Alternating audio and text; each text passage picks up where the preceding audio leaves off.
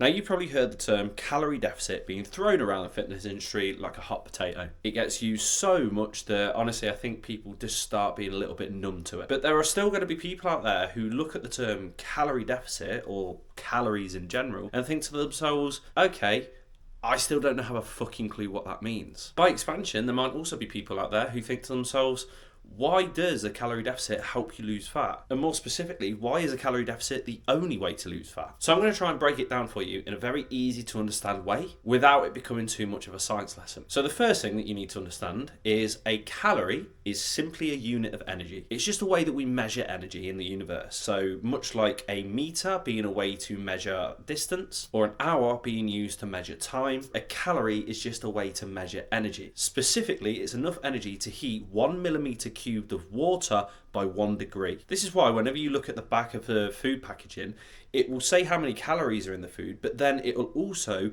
show you the equivalent in kilojoules, because a kilojoule and a kilocalorie, which is what it actually is, we just call it calories for short, are both used to measure energy. Let's say a food has 200 calories and you eat that food, you are literally intaking 200 calories worth of energy. Now, energy is quite an interesting thing because it's not something that can be created, nor is it something that can be destroyed. It's only something that can be transferred from one state to another. So for example, if you have an electric oven and you turn that electric oven on, you have electrical energy which is gradually being transferred to heat or thermal energy. And that thermal energy is then being transferred into our food by cooking it. The remaining energy from that oven, which doesn't get used to cook the food, is just dissipated into the air. So it never goes away and it never gets created again, which actually means that all of the energy that was created at the start of the universe when the Big Bang happened is the exact same energy that we've got in our universe right now. It's just in different forms. So the energy that you're using to heat your oven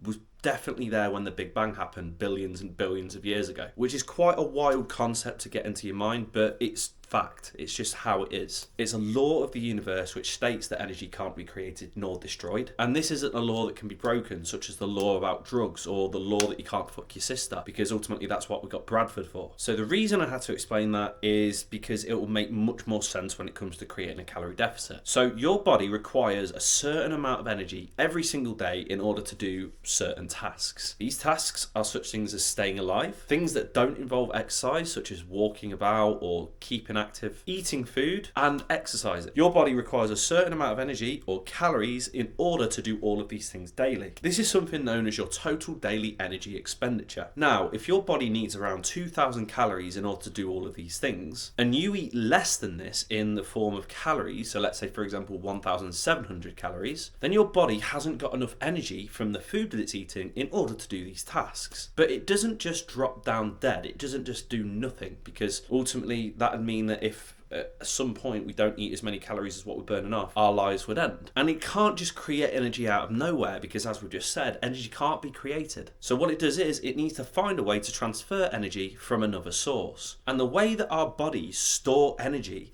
is in body fat. So let's say, for example, we eat more calories than what we burn off. That excess energy which we've actually eaten doesn't just get destroyed, because once again, that would violate that law of thermodynamics which we mentioned. So what it actually does is that excess energy which we don't use on the shit that we need to do daily gets stored as body fat. Around 3,500 calories make up 1 pound of body fat. Now, going back to the previous point, when our bodies eat less calories than what we burn off, we need to get energy from somewhere else. And as I said, it gets it from our stored body fat. And as we take that energy away from our body fat, our fat cells start to shrink, and thus fat loss is accrued. This is why a calorie deficit works to lose fat. This is also why it's the only way to lose fat, because it's governed by a law of the universe. And as I said, these laws cannot be broken. These are just, seeped in fact. They're things that allow us to understand exactly how the universe works. I hope that helps, and I hope that makes sense. If you like this video, feel free to like it. If you've got any more questions at all, feel free to comment below, because I'd be more than happy to answer them for you. And if you want to catch any more free fitness or fat loss based tips without any of the bullshit,